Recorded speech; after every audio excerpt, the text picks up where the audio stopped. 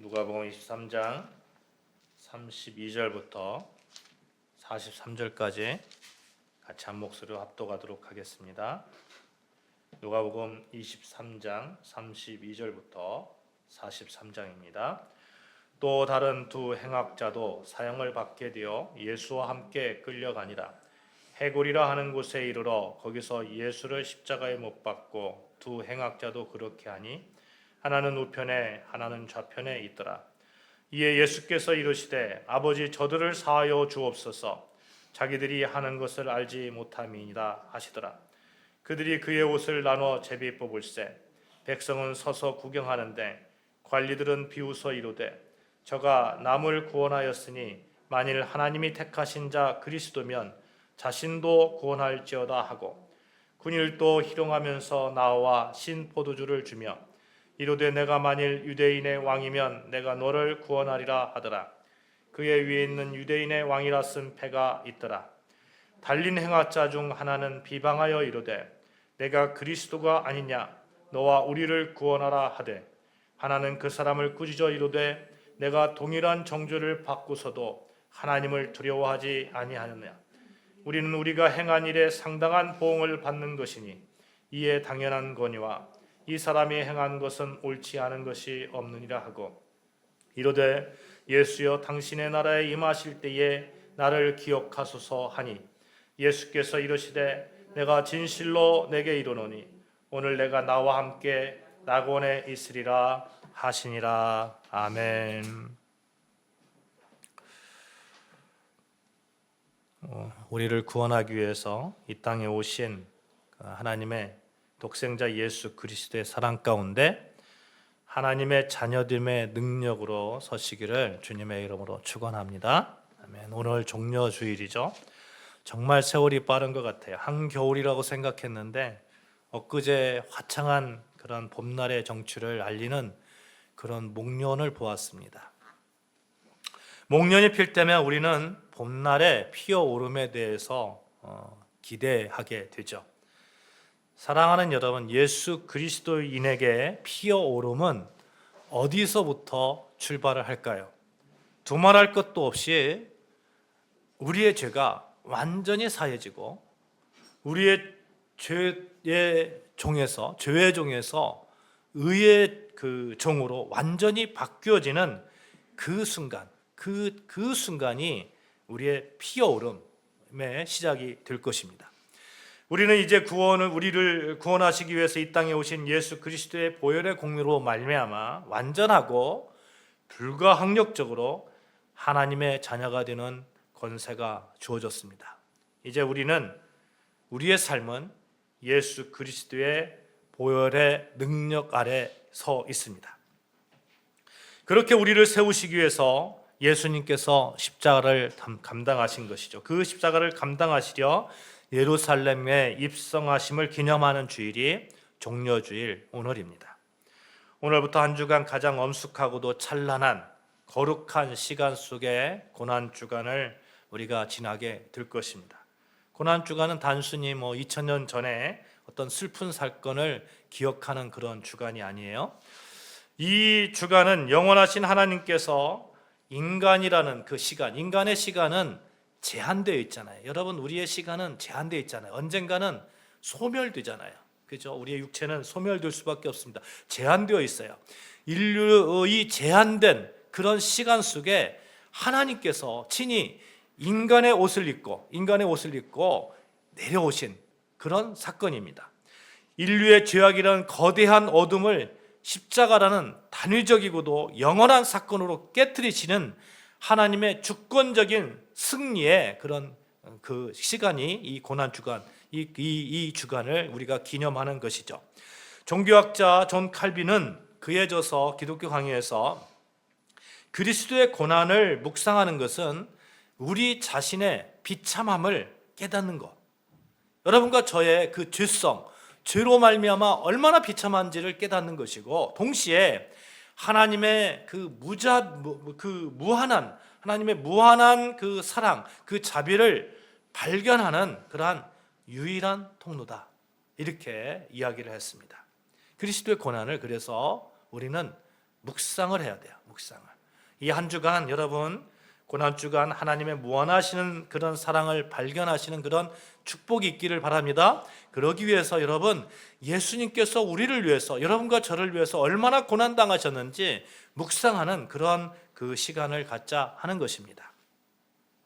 2000년 전 오늘 예루살렘 성문은 종려나무 가지를 흔드는 군중들의 열기로 가득했습니다. 그들은 호산나를 외쳤어요. 호산나. 지금 우리를 구원하소서, 우리를 구원하여 주시옵소서. 하지만 그들이 기대한 구원은 노마의 압제부터 해방되는 그런 해방이었고 굶주림으로부터 해방되는 그런 경제적 풍요였습니다.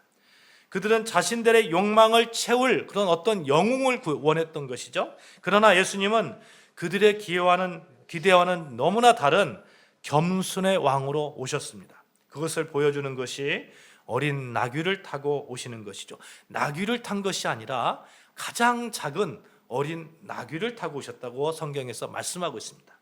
예수님은 얼마든지 100마 정도 타고 오실 수 있는 스타였어요. 당시에 죽은 자를 살리셨잖아요.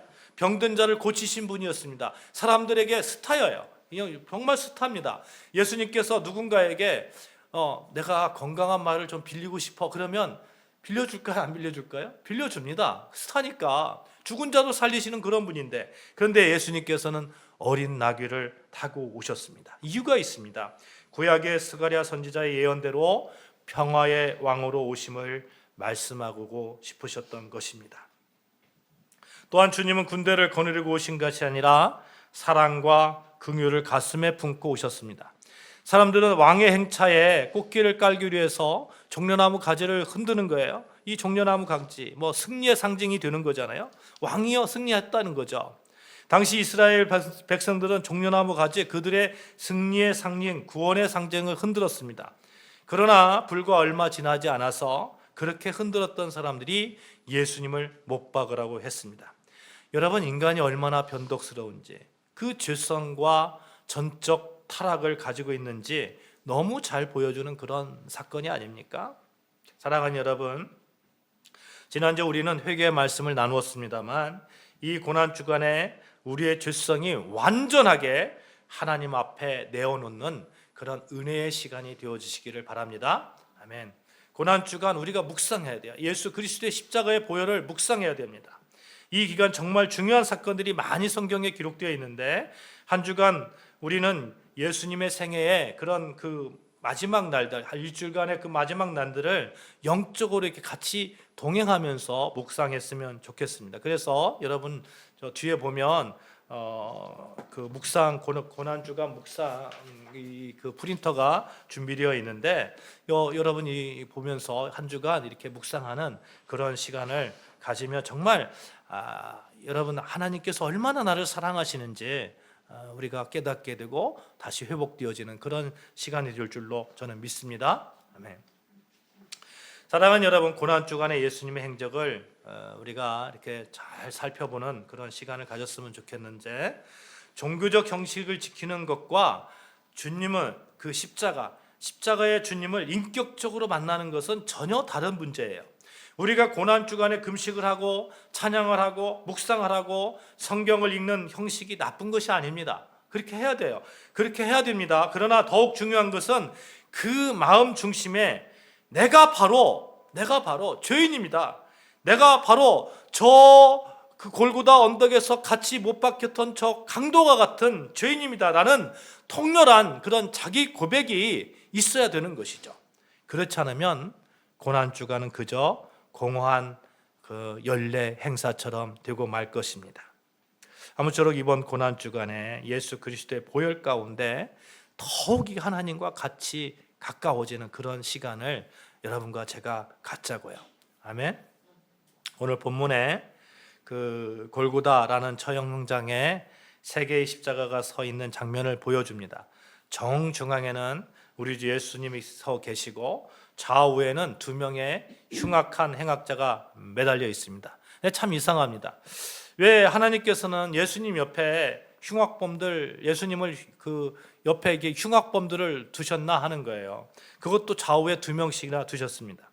예수님이 온전히 우리의 구원자 되심, 십자가의 그 능력만 보게 하신다면 예수님이 주인공이 되셔서 그냥 혼자 계시면 되잖아요. 혼자 그냥 탁 있으면 예수님 뭐 그냥 뭐 이렇게 뭐라고 했거나 그냥 어떤 주인공의 역할을 넉넉하게 혼자서 감당할 텐데 그렇게 하지 않으셨습니다. 당시 로마의 처형 관습에 중앙 자리는 가장 악질적인 범죄자, 즉 주범을 세우는 자리였어요. 세상은 예수님을 좌우의 강도들보다 더 흉악한 죄의 뿌리로 간주해서 그 수치스러운 자리에 예수님을 놓은 것입니다. 그러나 예수님의 십자가 사건은 이미 구약 이사야서에 예언되어 있죠. 이사야 53장 12절 말씀 제가 봉독해 드리겠습니다. 그러므로 내가 그에게 존귀한 자와 함께 몫을 받게 하며 강한 자와 함께 탈취한 것을 나누게 하리니 이는 그가 자기 영혼을 버려 사망에 이르게 하며 범죄자 중 하나로 헤아림을 받았느니라. 그러나 그가 많은 사람의 죄를 담당하며 범죄자를 위하여 기도하였느니라. 그가 자기 영혼을 버려 사망에 이르게 하며 범죄자 중 하나로 헤아림을 받았느니라. 여러분, 인간의 전적 타락, 그 타락의 현장에 예수님은 직접 죄인의 형상으로 오셨다는 겁니다. 여러분과 제가 타락한 죄 많은 자잖아요. 죄 많은 자. 그 죄 많은 현장에 예수님께서 오셨다는 거예요. 가장 거룩한 분이 가장 불결한 자들의 대표가 되신 거예요. 그것은 주님이 우리의 모든 연약함과 고통, 심지어 우리가 저지른 모든 죄의 무게를 체휼하기 위해서 스스로 낮아지신 그 비하의 극치입니다. 이 중앙의 십자가에서 일어난 핵심적인 사건이 있어요. 여러분, 정가라는 사건, 죄를 정가했다는 그런 사건이에요. 우리의 모든 추악한 죄가 예수님께 옮겨졌고 예수님의 흠없는 의가 우리에게 옮겨졌다는 거예요. 마치 엄청난 빚진 그런 파산자와 그 파산한 자의 장부와 무한한 자산을 가진 부자의 장부가 이렇게 싹 막 맞바뀌는 것과 똑같습니다. 하나님은 중앙에 달린 예수님을 보실 때 그분 뒤에 숨어있는 수많은 죄인들의 얼굴을 보셨어요. 그리고 우리가 받아야 할 그 모든 진노와 형벌을 그냥 예수님께 다 쏟아 부으신 겁니다. 다 쏟아 부으신 거예요. 이것이 바로 하나님의 엄중한 공의입니다. 죄는 반드시 심판받아야 한다는 하나님의 영원한 법이 아들에게 집행된 거예요. 그러므로 중앙의 십자가는 인류 역사의 모든 오물이 쏟아지는 그런 쓰레기 처리장, 어떻게 보면 쓰레기 처리장 같은 거예요. 그리고 또한 하나님의 공의가 만족된 거룩한 제단과 같은 것입니다. 이해 가시죠, 여러분? 좌우에 함께 달렸던 그 흉악범들은 예수님의 십자가를 통해서 한 명은 의롭다함을 얻었고 다른 한 명은 여전히 흉악범으로 남아 있습니다. 어떻게 의롭다함을 얻었습니까? 예수님을 통해서 흠 없는 자, 온전한 자가 된 것입니다. 여러분, 예수님을 통해서 예수님의 의가 그 사람에게 전가된 거예요. 이 전가의 사건이 여러분 창세기 22장에도 나오죠. 아브라함이 이삭을 바치려 할 때 하나님이 어떻게 했습니까? 칼을 들어서 이삭을 탁 치려고 할 때, 번제단에 들여서 치려고 할 때 하나님께서 수풀에 있는 순양을 준비하셨죠. 이삭이 죽어야 할 그 제단에 순양이 대신 죽어갔습니다. 이삭은 그래서 죽음의 공포에서 해방되었고 순양은 불태워졌습니다. 골고다 중앙의 십자가는 바로 그 모리아 산의 제단의 완성인 거예요. 여러분, 우리가 이삭처럼 죽어야 마땅한데 하나님은 여호와 이레의 하나님으로 아들 예수 그리스도를 우리 대신 제단 위에 올리셨던 겁니다. 무엇 때문에? 우리의 죄 때문에. 우리의 죄 때문에. 죄는 반드시 하나님은 그 죄값을 치르게 하시는 겁니다. 여러분, 그래서 그리스도인은 여러분 죄 짓는 데에 성큼 나서면 안 되는 거예요. 그렇잖아요, 여러분. 내가 뭐 예수님을 통해서 제가 완전히 이렇게 용서받았어. 그렇다고 다시 죄를 짓는다? 여러분, 예수님을 다시 십자가에 못 박는 거예요. 그 현장에 제가 있는 겁니다. 여러분과 제가 있는 거예요. 그래서 우리는 정말 하나님의 그 사랑 안에서 어떻게 했었는지 그 죄의 현장을 떠나려고 하는 그 노력을 여러분과 제가 해야 되는 것이죠. 이처럼 대신 죄를 짊어짐에 대해서 구약 레위기서에서도 보면 잘 이렇게 나와 있는데, 대속죄일 날 대제사장이 2마리 염소를 가져와서 제사를 드리는데요, 한 마리는 하나님께 속죄 제물로 드립니다. 한 마리는 속죄 제물로 드리고 다른 한 마리는 안수를 하는 거예요. 이렇게 안수를 하는데, 사람들의 모든 죄를 대신 짊어지게 하는 안수를 하는 거예요. 나의 죄가, 여러분의 죄가, 저 사람의 죄가 이 속죄 염소에게 이게 전가되었다 하는 그런 안수를 합니다. 그리고 그 안수를 한 다음에 이 염소를 어디로 끌고 가냐면 광야로 끌고 갑니다. 광야로 끌고 가서 이렇게 내보내는 거예요. 그러면 그 염소는 다시 돌아올 수 있습니까? 없습니까? 광야예요, 광야. 길을 몰라요. 돌아올 수 있습니까? 없습니까? 못 돌아옵니다. 하나님께서 우리의 죄를 단순히 덮어주신 것이 아니라는 거예요. 우리의 죄에 대해서 우리가 죄에 대해서 영원히 분리하여 제거하였다는 그런 선포가 되는 것입니다. 우리는 죄에서 분리되어 있는 자들이에요. 죄의 종에서 의의 종으로 바뀌어진 자들입니다. 그렇게 바뀌어진 자가 죄인지 알면서 죄를 짓는다? 이건 문제가 있는 거 아니에요? 그렇죠? 버림받으신 그리스도도 아사셀 염소와 같이 성문밭 진영 밖으로 쫓겨나서 굶주림과 맹수의 위협 속에서 비참하게 죽어가신 그 사건이 골고다 십자가 사건입니다. 예수님은 골고다 언덕에서 뭐라고 말씀하셨어요? 엘리 엘리 나마 사박다니, 하나님이여 하나님이 어찌하여 나를 버리시나이까. 그렇게 외치셨잖아요. 그렇게 외치셨을 때 하나님께서 구원해 주셨습니까? 안 구원해 주셨어요. 그대로 놔뒀어요. 죽어가게 내뒀어요. 왜? 광야에 가 있는 그 염소와 같이 다시는 죄에서 죄의 종으로 우리가 가지 않으려고, 죄에서 완전히 분리시키는 그런 하나님의 작업이 있었던 것입니다. 예수님은 우리의 모든 죄를 짊어지고 하나님으로부터 철저히 버림받는 광야의 염소가 되셨습니다. 그분이 버림받으셨기에 우리는 하나님께 용납되어질 수 있는 것입니다. 우리라는 이름을 가진 사형수의 자리에 대신 서심으로 하나님의 심판을 몸소 담당하셨습니다. 중안의 십자가를 바라볼 때 우리는 고백해야 되는 거예요. 주님, 저 자리가 원래 나의 자리입니다. 하나님, 저 중앙의 자리가 원래 나의 자리입니다. 주님, 저를 용서하여 주시옵소서. 이 회개의 그런 기도가, 고백이 여러분과 저에게 있어야 됩니다. 하나님, 예수 그리스도로 말미암아 제가 살아났습니다. 이 고백이 있어야 되는 거예요. 그런데 오늘 중앙의 십자가사에 두고 좌우에 달린 두 강도는 복음을 대하는 전혀 다른 양상을 보여주고 있습니다. 이들은 동일한 촬영 현장에 있어요. 동일하게 예수님의 기도를 들으면서 동일하게 죽음의 문턱에 서 있습니다. 그러나 그들의 반응이 좀 다릅니다. 하나는 영원한 천국, 하나는 영원한 지옥이에요. 성경에는 처음에는 두 사람이 모두 예수님을 욕했다고 이렇게 기록되어 있어요.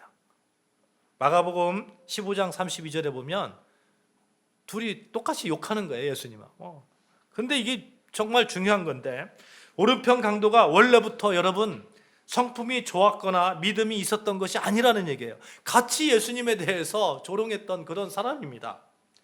여러분, 인간은 그렇게 전적 타락이 있는 거예요. 죄가 있는 거예요. 죄성이 있는 거예요. 인간 스스로 힘으로는 하나님을 찾을 수도 없고 깨달을 수 없는 영적 사망 상태입니다. 두 강도 모두 십자가라는 극도의 고난 앞에서 자기의 죄를 뉘우치기보다는 세상을 향한 그런 도끼를 가졌던 사람이었습니다. 왼편 강도가 먼저 소리치죠. 내가 그리스도냐? 너와 우리를 구원하라. 그의 요구는 본질적으로 이거예요. 굉장히 이기적인 그런 요구입니다. 예수님이 누구신가에 관심이 없는 거예요. 오직 자신의 고통을 해결해 줄 도구로 예수님을 찾습니다. 만약 내가 진짜 능력이 있다면 지금 당장 나를 이 고통에서 좀 꺼내줘, 나 좀 살려줘 하는 거죠. 오늘날에도 많은 이들이 이런 식으로 예수님을 찾습니다. 내 병을 고쳐주세요. 내 자녀를 성경시켜 주세요. 내 사업을 일으켜 주세요. 물론 그런 기도도 해야 됩니다만 그 기도만 하는 건 문제 있는 거죠. 그죠? 그러나 자신의 죄를 직면하지 않고 영혼의 구원을 갈망하지 않는 신앙은 결코 구원에 이를 수 없습니다. 그런데 놀라운 반전이 일어나요. 다른 한 강도가 동료를 꾸짖는 고백을 합니다. 누가복음 23장 41절 말씀 제가 봉독할게요. 우리는 우리가 행한 일에 상당한 보응을 받은 것이니 이에 당연하거니와 이 사람이 행한 것은 옳지 않은 것이 없느니라 하고. 여러분, 처음에는 어떻게 했다겠죠? 예수님에 대해서 똑같이 비난했던 사람이에요. 그런데 이렇게 갑자기 변화가 일어나요.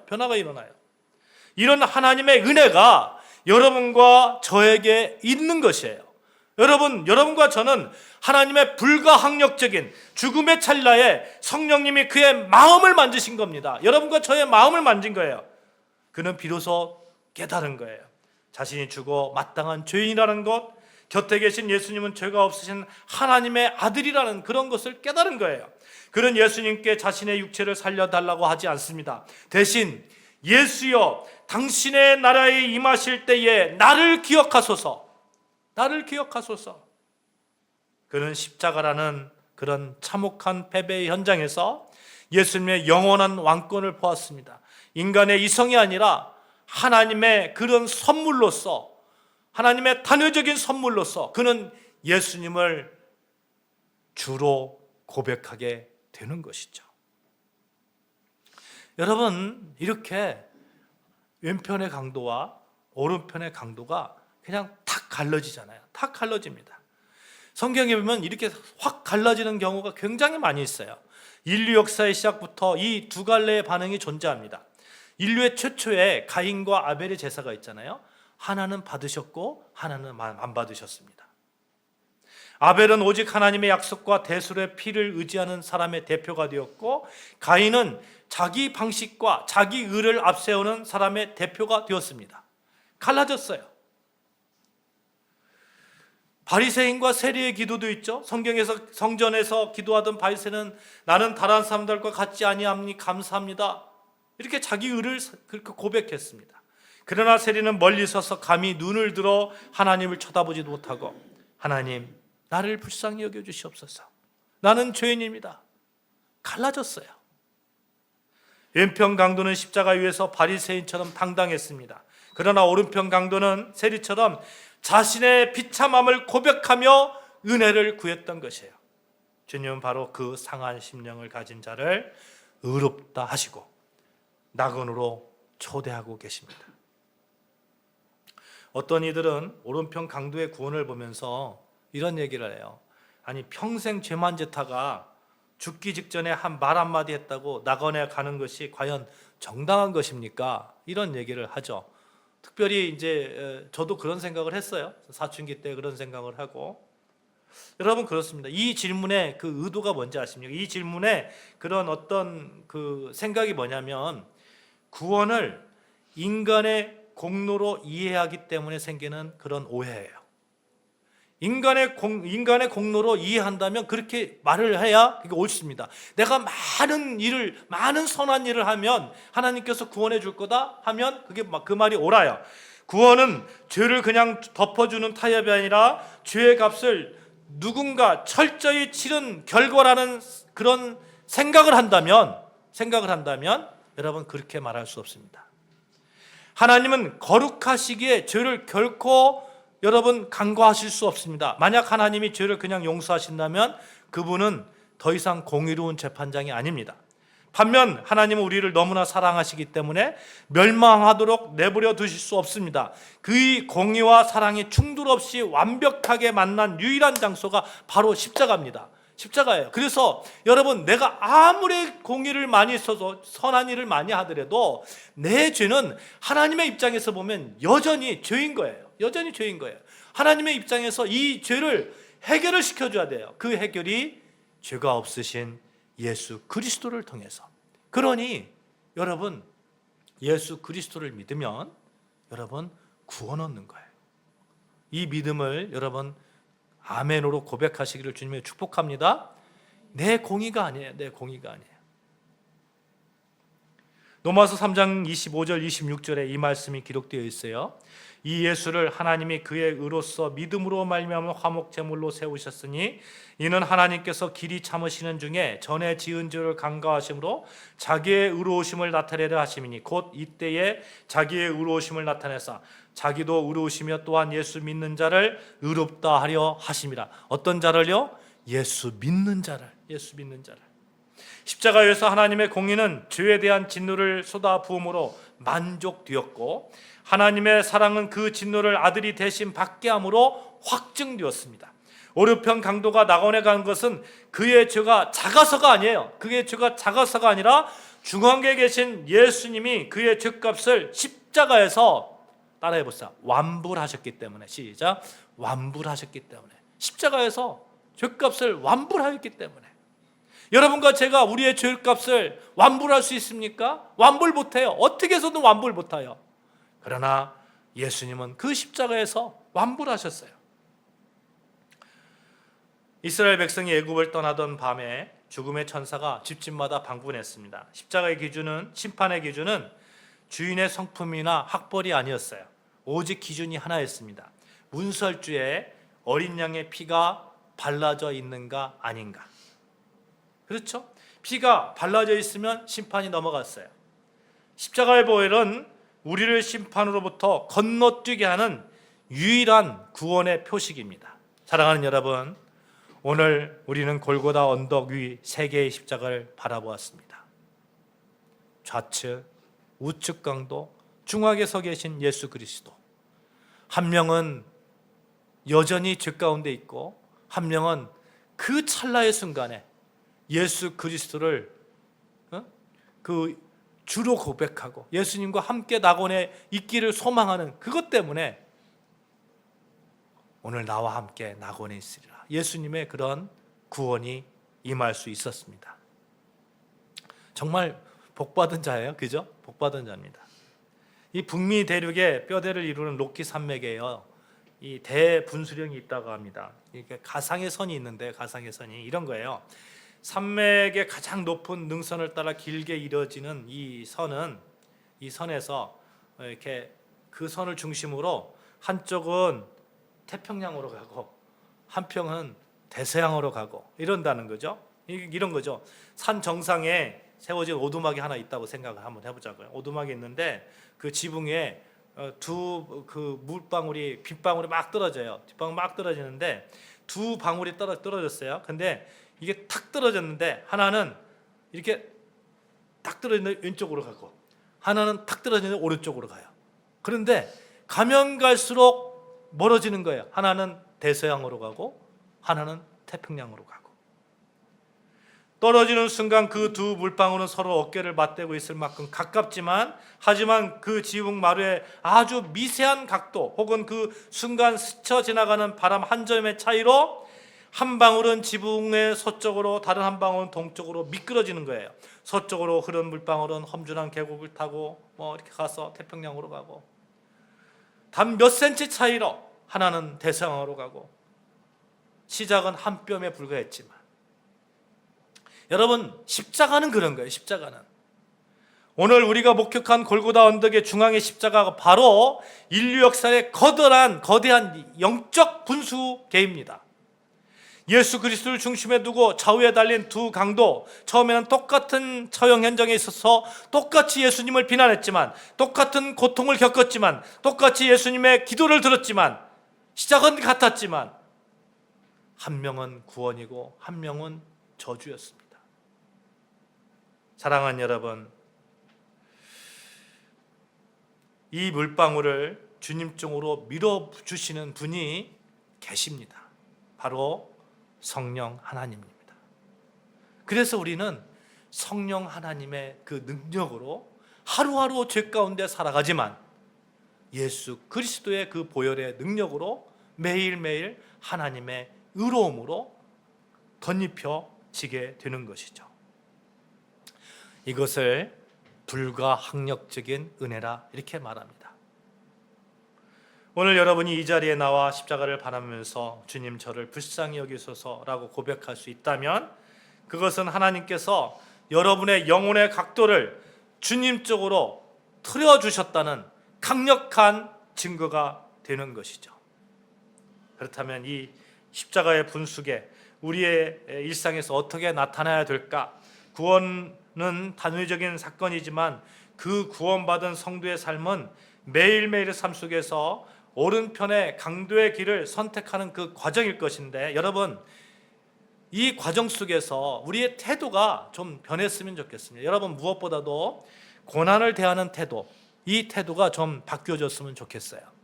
여러분의 삶에 그 예기치 않는 질병이나 경제적인 어떤 결핍, 인간관계의 배신, 이런 폭풍이 몰려올 때에 윈평 강독처럼 하나님이 계시다면 왜 나에게 이런 일이 일어나야 됩니까? 라고 소리치는 것보다 고난 한편에서 주님, 저는 연약한 죄인입니다.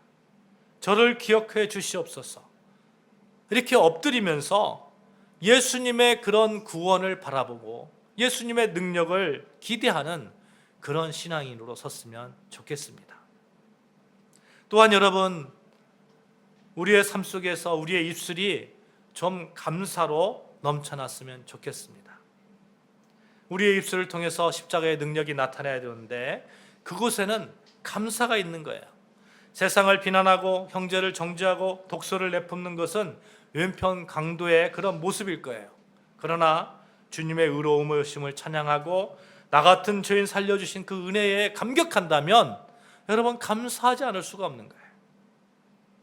이 감사가 넘치는 자에게 신앙의 승리가 있지 않겠습니까? 오른편 강도의 신앙은 어떻게 보면 역전의 신앙이에요. 역전의 신앙. 비록 과거에 부끄러운 그런 정과 가득하고 인생의 막바른 곳에서 십자가의 형틀로 사라지고 있지만 역전되어서 예수님과 같이 낙원에 있지 않겠습니까? 사랑하는 여러분, 하나님은 여러분과 저를 그렇게 인도해 주시는 하나님이십니다. 그것이 십자가의 능력이에요. 이 십자가의 능력 붙드는 자에게 지금 여기 하나님의 나라가 이미 임하였음을 고백하게 될 것입니다. 그런 자는 감사할 수밖에 없는 거예요.